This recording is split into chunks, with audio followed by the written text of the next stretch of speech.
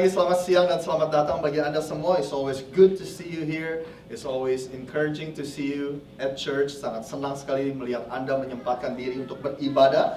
Saudara yang di belakang sana bisa mendengar saya dengan baik? Ya, oke. Saudara, dalam beberapa minggu terakhir ini kita ada di dalam serial khotbah yang kita beri judul Jadikan tahun 2016 ini menjadi tahun terbaik Anda. Kalau boleh saya ingin memberi rangkuman yang sangat cepat sekali dari apa yang telah kita bicarakan, saudara. Di minggu pertama kita memulai serial khotbah ini, 1 minggu sebelum kita memasuki tahun baru. Kita katakan seperti ini, kalau kita ingin jadikan tahun 2016 ini menjadi tahun terbaik kita, let's start with more connected to God. Ayo kita mulai tahun yang baru ini dengan lebih fokus kepada Tuhan. Oleh sebab itu, untuk membantu kita lebih fokus, kita mendeklarasikan di gereja ini 21 hari doa dan puasa. Saya hanya mau bilang bagi Anda yang berpartisipasi dalam doa dan puasa ini, 1 minggu lagi, saudara. 1 minggu lagi. Jadi terus bertahan, keep going strong. Dan minggu yang kedua kita bicarakan soal hidup yang transparan. Ternyata hidup yang transparan itu sangat alkitabiah, saudara. Hidup yang transparan itu karena Tuhan memanggil kita untuk hidup di dalam sebuah komunitas. Dan di dalam komunitas itu saudara tidak perlu lagi berpura-pura menjadi orang lain. Saudara tidak perlu lagi berpura-pura untuk menjadi seseorang yang sempurna. Tetapi saudara boleh terbuka. Saudara boleh menceritakan pergumulan Anda. Saudara boleh menceritakan rahasia Anda. Saudara boleh menceritakan masalah Anda. Di dalam sebuah komunitas itu yang Tuhan sudah panggil kita untuk hidup di dalamnya.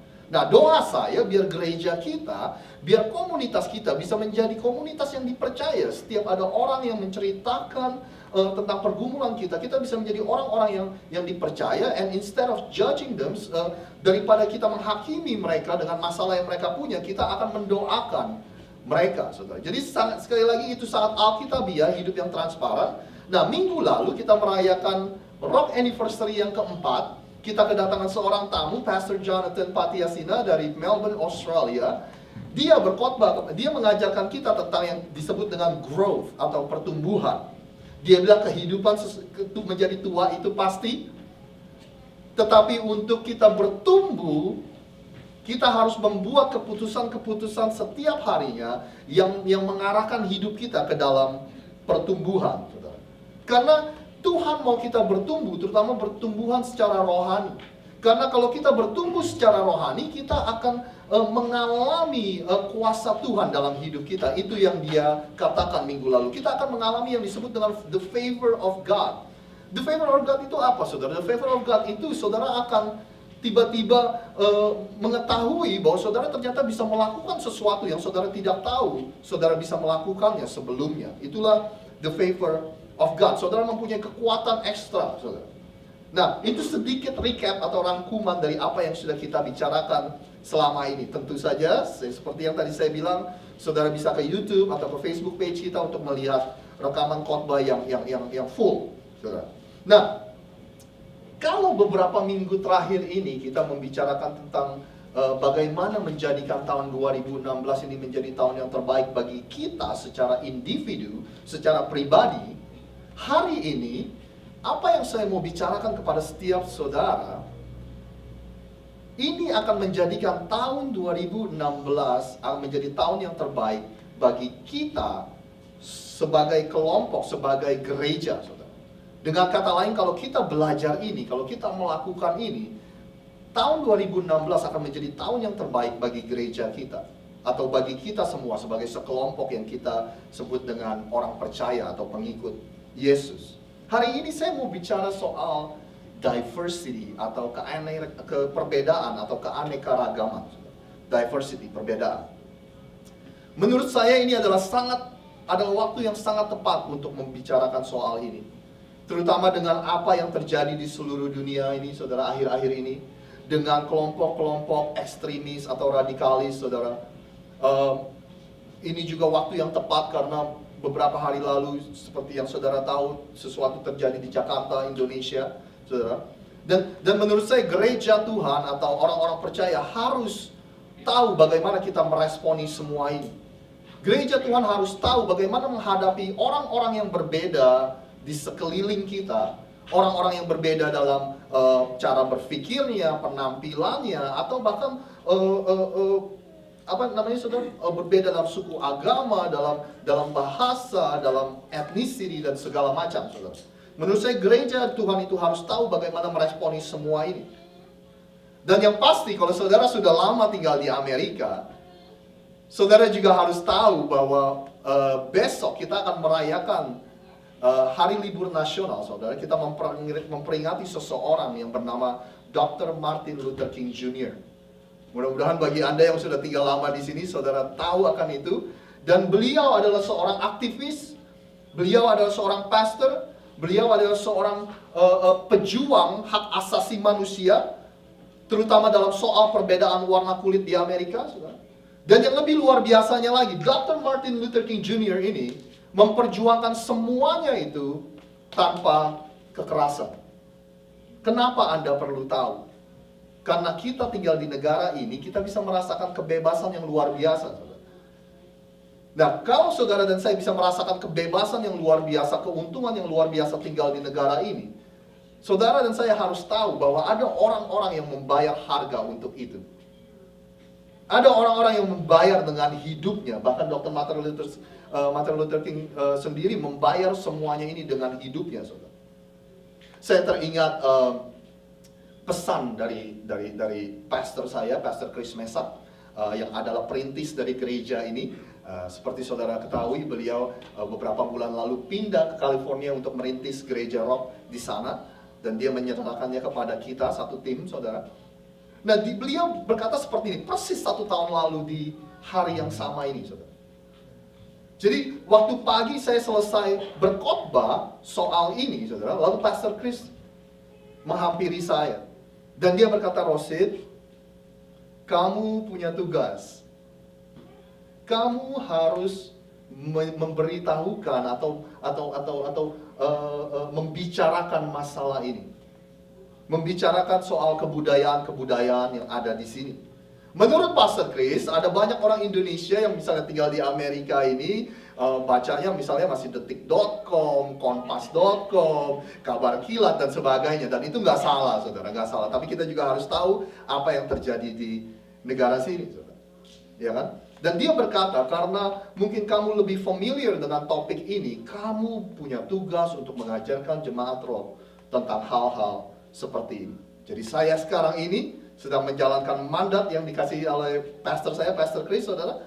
Nah, sekali lagi kita harus tahu bagaimana kita menyikapi perbedaan-perbedaan yang kita lihat di luar sana, saudara. Perbedaan warna kulit, perbedaan bahasa, suku, etnis, saudara. Perbedaan gender atau jenis kelamin, generasi tua, generasi muda, ya kan, saudara? Orang putih, orang hitam, orang Asia, ras dan sebagainya.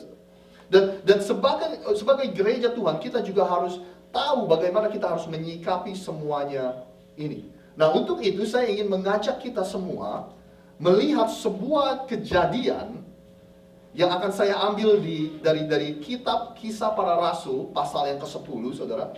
Ini adalah kejadian dari seseorang, dari perjumpaan antara seseorang yang bernama Petrus dan Cornelius.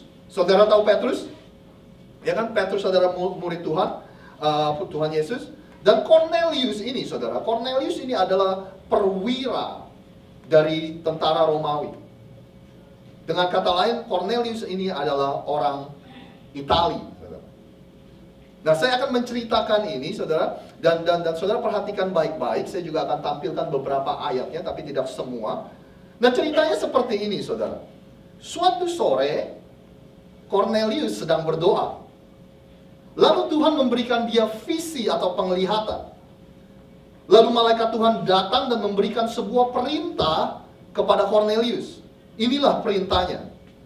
Dikatakan sekarang, kirimlah beberapa orang ke Yope untuk menjemput seseorang yang bernama siapa, saudara? Simon, yakni Petrus. Lalu Cornelius memanggil ketiga pegawainya, dan Cornelius memerintahkan pegawainya ini untuk ke kota tersebut dan menjemput Petrus. Ketika mereka sampai di rumah Petrus, inilah yang sedang Petrus lakukan.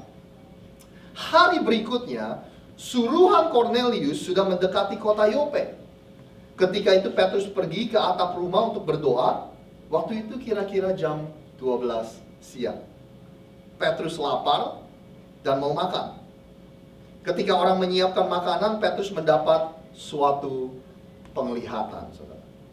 Petrus sedang berdoa, dia lapar, dia mau makan. Jadi kalau selama doa puasa, saudara ini lapar dan saudara berdoa, membayangkan nasi goreng, babi guling, dan sebagainya, saudara, itu alkitabiah karena Petrus pun mengalaminya. Ya kan? That's okay, don't feel guilty. Ya kan? Nah, saudara, inilah yang dilihat Petrus. Petrus melihat langit terbuka. Lalu ada kain yang besar turun. Keempat ujung dari kain itu ada talinya, saudara. Nah, ternyata di dalam kain itu ada banyak hewan-hewan. Alkitab berkata ada banyak hewan melata dan sebagainya. Lalu di dalam penglihatan itu ada suara Tuhan yang berkata kepada Petrus, Petrus, sembelih binatang-binatang itu, lalu makanlah, katanya. Nah, Petrus meresponinya dengan seperti ini. Saya tidak akan memakan hewan-hewan tersebut, karena itu adalah haram, najis, kata Petrus. Lalu suara itu meresponinya dengan berkata, Petrus, jangan bilang haram apa yang aku sudah sucikan atau aku sudah halalkan, kata suara Tuhan tersebut. Nah, argumentasi ini terjadi selama 3 kali. Tuhan bilang saya nggak mau makan itu, Petrus bilang saya nggak mau makan itu najis, tapi suara itu berkata nggak apa-apa, saya sudah halalkan, saya sudah sucikan. Terjadi argumentasi selama 3 kali. Akhirnya Petrus selesai dengan doanya, dan kebetulan setelah dia selesai, 3 suruhan dari orang Kornelius itu tiba di rumah Petrus. Singkat cerita, ketiga orang suruhan Kornelius itu membawa Petrus ke rumah Kornelius. Nah, setelah Petrus tiba di rumah Kornelius, ada satu isu lagi, ada satu permasalahan lagi. Petrus berkata seperti ini, saya tidak boleh melangkah masuk ke dalam rumah Kornelius. Kenapa? Karena menurut hukum Taurat, saya adalah orang Yahudi, dan kalau saya masuk ke dalam rumah orang yang bukan Yahudi, saya akan disebut najis. Tapi tiba-tiba Petrus teringat dengan penglihatan yang baru saja dia alami, dan akhirnya semuanya menjadi klik, saudara. Akhirnya dia menjadi ngerti apa yang dimaksud suara tadi. Dengan kata lain, Tuhan ingin berkata kepada Petrus, jangan bilang haram apa yang aku sudah halalkan, apa yang aku sudah sucikan. Dengan kata lain, suara itu ingin berbicara kepada Petrus bahwa Yesus, saya sudah mengirimkan anak saya untuk mati bagi semua orang. Bukan hanya mati bagi orang Yahudi, bukan hanya mati bagi bangsa-bangsa tertentu, bukan hanya mati bagi orang kulit putih, kulit hitam, orang Asia, orang Indonesia, saudara. Bahkan Yesus pun tidak hanya mati bagi orang Kristen, tapi dia mati bagi semua orang di dalam dunia ini. Lalu singkat cerita, setelah Petrus mengerti apa maksud dari suara itu, Petrus akhirnya masuk ke dalam rumah Kornelius. Dan ternyata di dalam sana, saudara, seisi rumah Kornelius sudah menunggu kedatangan Petrus. Seluruh keluarga Kornelius beserta dengan pegawai-pegawainya semua sudah menunggu kedatangan. Mereka semua ingin mendengar Petrus menceritakan tentang apa yang Tuhan Yesus sudah lakukan bagi dunia ini. Akhirnya Petrus menceritakan tentang kehidupan Tuhan Yesus, kematiannya dan kebangkitannya. Dan akhirnya seisi rumah itu menerima Tuhan Yesus sebagai Tuhan dan Juru Selamat mereka. Dan seisi rumah itu dibaptis pada hari itu juga. Saudara mau tahu apa respon Petrus? Inilah respon Petrus, saudara. Petrus mulai berbicara, katanya, sekarang aku sungguh-sungguh mengerti bahwa Allah, apa saudara? Tidak membedakan orang. Bahasa Inggrisnya, now I know that God does not show favoritism. Tuhan tidak pernah membeda-bedakan orang, saudara. Itulah seharusnya sikap kita sebagai orang yang percaya. Saudara, selama saya mempelajari ini, saya ketemu dengan beberapa ungkapan-ungkapan yang baru yang mungkin kita boleh belajar bersama-sama. Jadi kalau saudara melihat ungkapan-ungkapan ini dan saudara belum mengerti pada awalnya, jangan khawatir, saya akan jelaskan. Ada dua ungkapan baru yang saya belajar juga. Yang pertama, ini adalah ungkapan yang saya sebut dengan conscious bias, saudara. Yaitu prasangka yang kita lakukan secara sadar. Jadi ada anggapan-anggapan yang secara sadar kita ungkapkan, atau ada hal-hal yang secara sadar kita ungkapkan, saudara, karena dengan sengaja artinya. Itu namanya conscious bias, conscious sadar. Ada istilah yang kedua yang saya belajar juga, yang disebut dengan unconscious bias, yaitu prasangka-prasangka atau anggapan yang secara tidak sadar kita lakukan. Nah, saya kasih contoh supaya saudara mengerti. Yang pertama, conscious bias itu, saudara, kita sudah sering melihat di dalam sejarah. Di dalam kehidupan sehari-hari pun kita sering melihat. Bahkan yang lebih mengejutkan saya, kadang-kadang di dalam rumah tangga pun, di depan anak-anak pun, saya sering lihat orang tuanya melakukan conscious bias atau prasangka yang dilakukan secara sadar. Contohnya, saya tidak suka orang itu secara sadar, saudara, karena dia adalah orang putih. Saya tidak suka orang itu karena dia adalah orang hitam. Saya tidak suka orang itu karena dia adalah orang Asia, saudara. Saya tidak suka orang itu karena dia Jawa, Ambon, Jakarta, Surabaya, Manado, saudara. Saya tidak suka orang itu karena dia gay. Saya tidak suka orang itu karena dia orang kaya. Saya tidak suka orang itu karena dia orang miskin, karena dia orang pintar, karena dia orang bodoh. Itulah conscious bias. Kita lakukan secara sadar, dengan sengaja kita ungkapkan hal seperti itu. Seperti yang saudara tahu, inilah yang mengakibatkan perang antar suku, antar bangsa, saudara, perang antar agama, dan sebagainya. Inilah awal dari sebuah pertengkaran, atau bahkan kalau secara ekstrim, inilah awal dari pembunuhan, saudara. Selama kita belajar sejarah, kita tidak pernah melihat hasil yang baik ketika ada orang mulai membeda-bedakan kelompok orang lain. Nah, saya rasa kita semua di sini adalah orang-orang yang luar biasa. Kita adalah orang yang mempunyai akal sehat yang luar biasa, orang-orang yang pintar, saudara. Dan saya rasa kita semua setuju. Ini adalah sesuatu yang kita tidak boleh lakukan. Kayaknya kita setuju semua, ya? Dan tapi kita masih perlu juga mengakui bahwa ini masih terjadi di sekitar kita. Ya, saudara? Saudara setuju dengan saya? Nah, tapi ada satu lagi yang lebih saya mau fokuskan hari ini, yang kita sebut dengan unconscious bias. Yaitu prasangka-prasangka atau anggapan yang kita lakukan secara kita tidak sadar. Untuk memulai itu, saya ingin menunjukkan Anda sebuah gambar, dan saudara tunjukkan betapa pintarnya Anda dengan beritahukan ke sebelah Anda, meja mana yang lebih besar? Atau meja mana yang lebih besar ukurannya dan segala macam.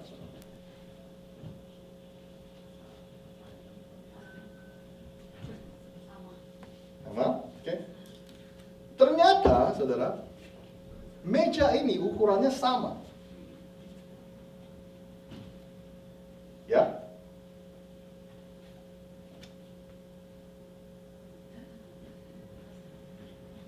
Sama, saudara. Nah, ini diperkenalkan oleh seseorang yang bernama Roger Shepard. Roger Shepard ini berkata bahwa terkadang, saudara, apa yang kita lihat pertama kali dengan mata kita, apa yang anggapan-anggapan kita yang pertama kali kita lihat, atau penilaian-penilaian pertama kita seringkali salah. Ya kan? Roger Shepard juga berkata ini untuk membuktikan bahwa terkadang keputusan-keputusan pertama kita atau reaksi pertama kita itu terkadang salah. Penilaian, prasangka, anggapan pertama kita kadang-kadang salah. Oleh sebab itu kita harus lebih berhati-hati lagi ketika kita melihat sesuatu dan jangan langsung menilai. Inilah yang disebut dengan unconscious bias, yaitu prasangka yang secara tidak sadar kita lakukan. Nah, saya mau kasih saudara banyak sekali contoh, dan saudara bisa pikirkan, inilah buktinya. Menurut beberapa penelitian di dunia olahraga, Seorang wasit dari pertandingan dari liga basket NBA, saudara. Ketika wasit itu harus membuat keputusan yang sulit, ini menurut penelitian bukan tebakan, saudara. Wasit itu akan condong untuk menguntungkan pemain yang warna kulitnya sama, saudara, atau yang etnisnya sama. Penelitian berikutnya, tahukah Anda, jika di dalam satu ruangan ada 12 CEO atau pemimpin perusahaan, ada 12 orang nih, saudara, pemimpin perusahaan. Dan kalau salah satunya adalah wanita, orang-orang di ruangan itu akan berasumsi bahwa wanita itu adalah sekretaris dari salah satu CEO tersebut, saudara. Menyedihkan, bukan, saudara? Asumsi yang salah. Kalau Anda punya anak perempuan, ini sangat menyedihkan. Saya punya anak perempuan, saudara. Menjadikan jika di dalam satu ruangan orang tidak percaya bahwa ada perempuan yang menjadi CEO, tapi orang menganggapnya itu adalah sekretaris seseorang. Penelitian berikutnya, kalau di emergency room, saudara, seorang perawat melihat ada pasien yang berkulit putih, mereka langsung berpikir otomatis bahwa pasien ini akan memerlukan obat penahan sakit yang dosisnya lebih tinggi. Karena mereka percaya bahwa orang kulit putih tidak tahan sakit, saudara, dibandingkan dengan orang-orang lainnya. Oleh sebab itu mereka berasumsi orang ini pasti membutuhkan obat penahan rasa sakit. Nah, yang berikutnya, siapa dari Anda di sini yang tingginya 190 cm? Oke? Memang tidak banyak, di Amerika ini hanya 4% orang yang tingginya 190 cm. Hanya 4%. Tetapi di American corporate, di corporate Amerika, saudara, di perusahaan-perusahaan Amerika, 36% dari CEO perusahaan di Amerika ini tingginya 190 cm atau lebih. Ini membuktikan apa? Ini membuktikan bahwa ketika orang melihat, orang-orang itu banyak menilai sesuatu dari luarnya. Bukankah menyedihkan kita tahu bahwa wow, kalau misalnya saya tingginya nggak sampai seperti itu, berarti kesempatan saya untuk menjadi CEO sangat rendah dibandingkan dengan orang yang tinggi seperti itu. Nah, saya mau kasih lihat kepada saudara apa yang terlintas dalam prasangka Anda atau dalam anggapan atau conscious bias atau unconscious bias Anda ketika Anda melihat foto-foto seperti ini yang akan saya tunjukkan kepada Anda. Mungkin yang pertama bisa ditampilkan. Apa yang terlintas dalam pikiran Anda ketika Anda melihat seseorang seperti ini? Bagaimana jika saya bilang kepada Anda bahwa orang ini bernama David Crowder? Dia adalah seorang penyanyi rohani yang tahun 2014 kemarin albumnya mencapai nomor 9 tangga lagu di Amerika ini. Bukannya di antara penyanyi rohani, saudara, tapi semua jenis musik albumnya mencapai nomor 9. Bagaimana dengan gambar berikutnya? Apa yang terlintas dalam pikiran Anda ketika Anda melihat foto seperti ini?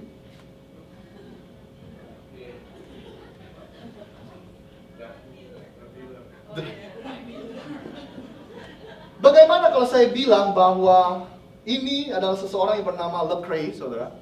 Dia adalah pemenang, dia adalah seorang penyanyi rohani dalam jenis musik hip hop atau rap yang sudah memenangkan 2 Grammy Award, yaitu penghargaan musik tertinggi di dunia. Lecrae juga adalah presiden dari sebuah organisasi yang fokus untuk menjangkau anak-anak jalanan, saudara, yang ada di kota-kota besar.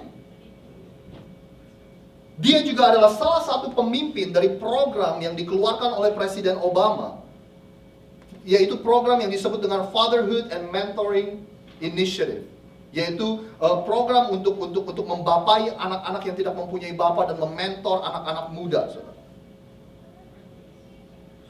Boleh saya kasih gambar berikutnya?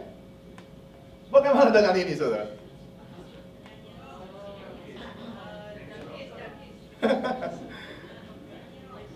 Saya senang saudara meresponi, karena ini membuktikan bahwa saya ini benar, saudara. Penilaian pertama kita kadang-kadang salah.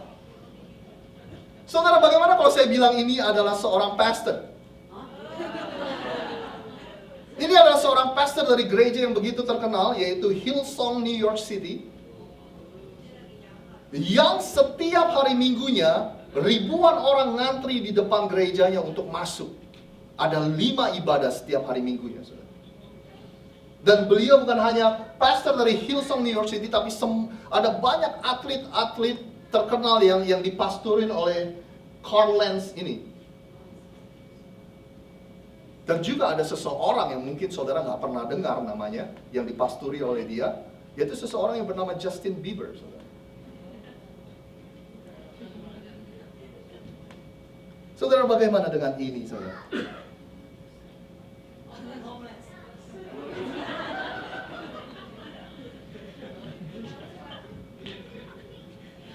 Bagaimana kalau saya katakan bahwa orang yang ada di medan perang untuk memperjuangkan kemerdekaan saudara dan saya, ketenangan hidup Anda di sini, di negara ini, adalah dia. Ini adalah seorang veteran yang tidak mempunyai rumah lagi. Ini adalah seorang veteran perang yang tidak mempunyai rumah lagi. Bagaimana dengan gambar berikutnya? Semua tahu? Seseorang yang luar biasa sekali. Yang dipermasalahin orang adalah karena orang ini bertato, karena orang ini merokok, tetapi mereka tidak melihat prestasi yang dia lakukan. Dan yang terakhir, bagaimana dengan ini? Seseorang yang tampaknya seperti ini, saudara.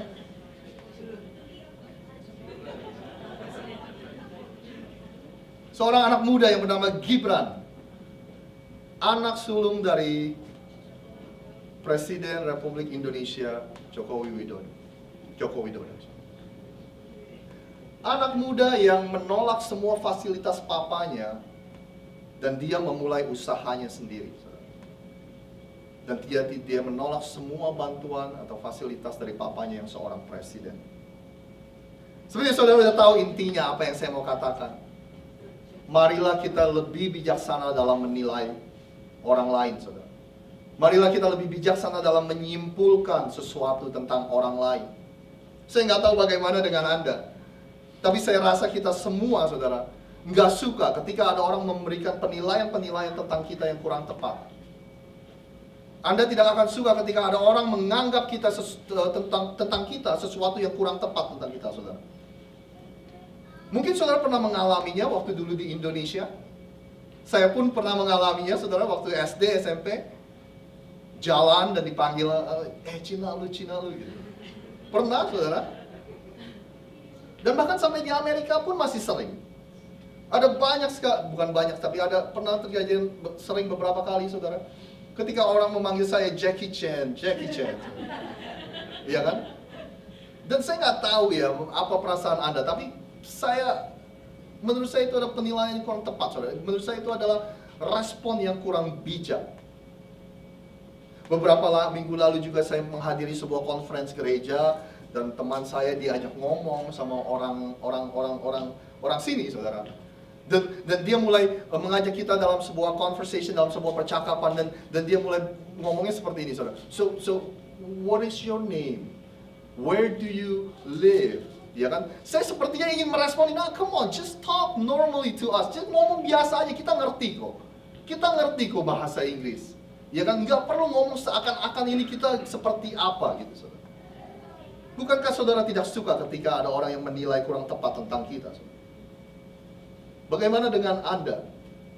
Ketika Anda berkata bahwa Anda berasal dari daerah tertentu, orang langsung mempunyai anggapan-anggapan tersendiri tentang Anda.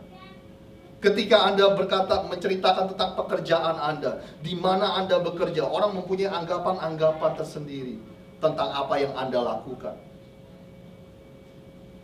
Ketika saya berkata bahwa saya adalah seorang pendeta, seorang pastor, akan ada penilaian-penilaian dan anggapan tertentu.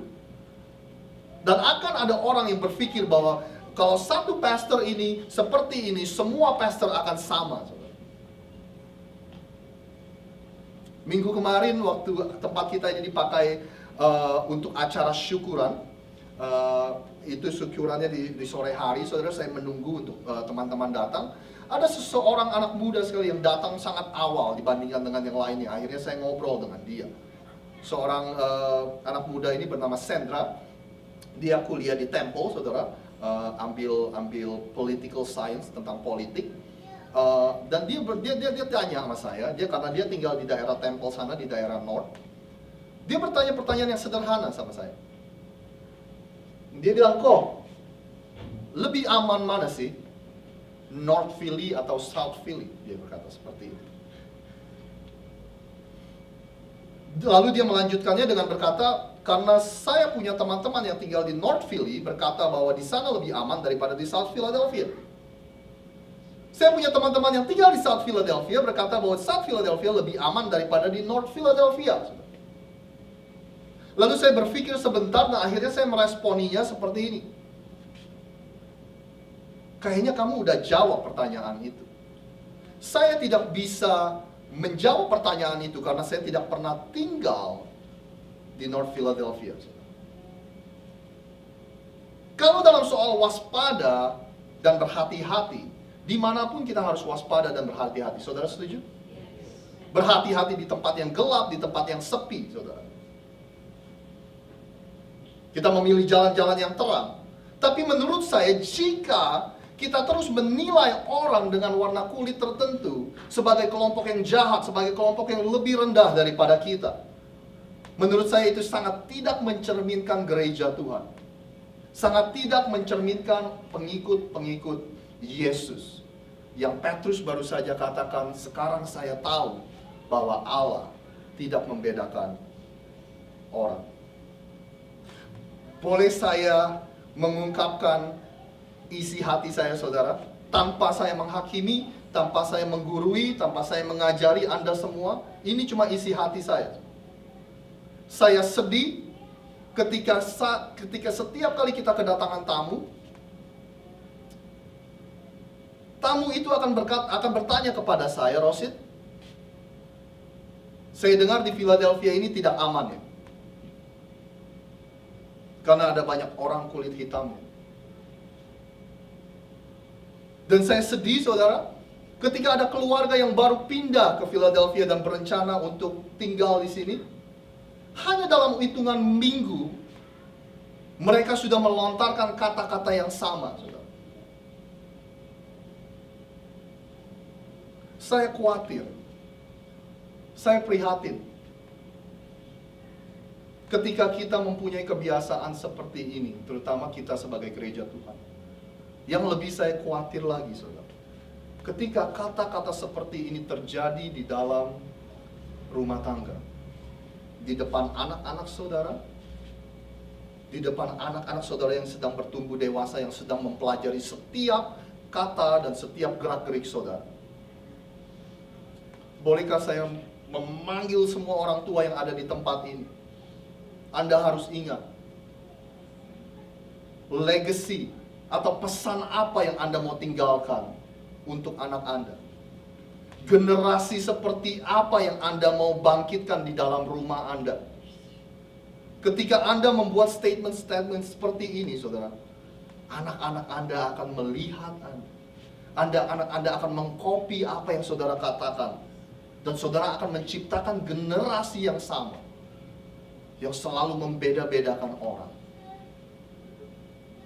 Dan ketika mereka keluar dari rumah, mereka akan menjadi orang-orang yang seperti itu, saudara. Kalau saudara tanya, apa impian kita sebagai gereja Rock Philadelphia? Kita mempunyai impian yang sama dengan impian Tuhan. Apa impian Tuhan? Tuhan berkata seperti ini, rumahku akan disebut rumah doa bagi segala bangsa. My house shall be called a house of prayer for all nations.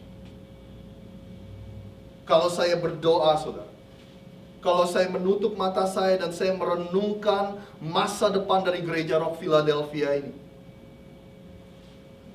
di dalam renungan saya, di dalam impian saya, saudara, saya melihat ada banyak orang dari segala bangsa, suku, dan bahasa, segala etnis, segala macam warna kulit, saudara, dengan segala kebudayaan yang berbeda. Mereka datang dan berkumpul dan berdoa, merayakan kebaikan Tuhan bersama-sama dengan kita. Kalau saya sedang bermimpi-mimpi tentang masa depan Gereja Rock, saudara, saya memimpikan hal seperti ini, di mana ada orang-orang yang penampilannya berbeda dengan kita. Ada orang-orang yang warna kulitnya berbeda dengan kita. Ada orang-orang yang bahasanya berbeda dengan kita. Berkumpul di sebuah tempat, menyembah dan berdoa dan merayakan kebaikan Tuhan. Kalau ini kita inginkan, ini hanya bisa terjadi kalau kita semua lebih bijaksana dalam menilai orang, saudara.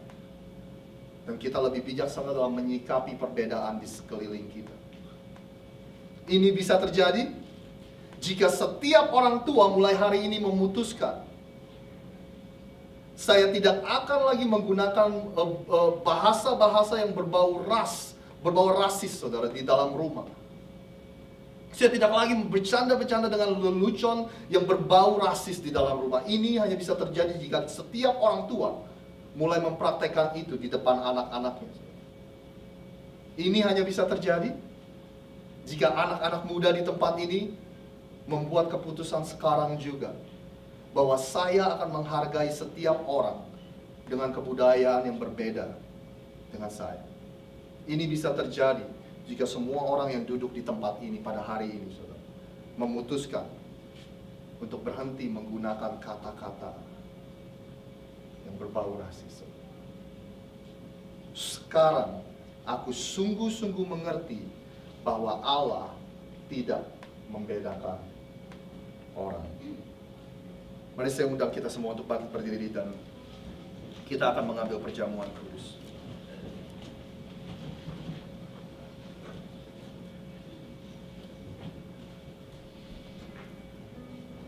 Mari saya undang semua yang bertugas perjamuan kudus untuk maju ke depan.